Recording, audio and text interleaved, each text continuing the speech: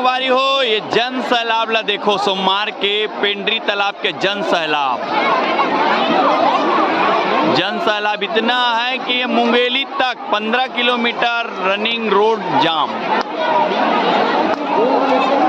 अभी थोड़ा सा खाली हो गए संगवारी हो, फिर भी भीड़ काफ़ी है। एक हाले ज़्यादा भीड़ रही से कुछ देर पहले।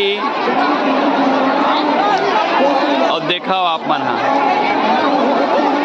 तालाब में काफ़ी नरियल है। श्रद्धालु भक्ति करे बर आए श्रद्धालु मन और यहाँ नरियल ला तालाब में चढ़ाए जाते। और ये पानी है और पानी ला देखो आप मन पानी पूरा काफ़ी आदमी आए हुए हैं। वो मत लागे है पानी कंटिन्यू नहा के निकला थे। और कई जन लोटा में लेगा थे, डब्बा में लेगा थे साथ में। यहाँ पे दुकानदारी भी लगे है।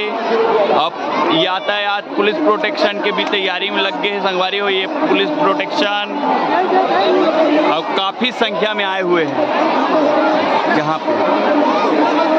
और आप मन देखो कंटिन्यू यहाँ पे श्रद्धालु मन नहा हैं और नहाते हैं, कंटिन्यू नहाते। और यहाँ पे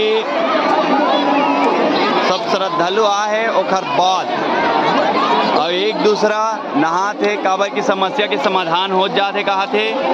एक वजह से हमन आहन अब हमन नहाबो संगवारी हो।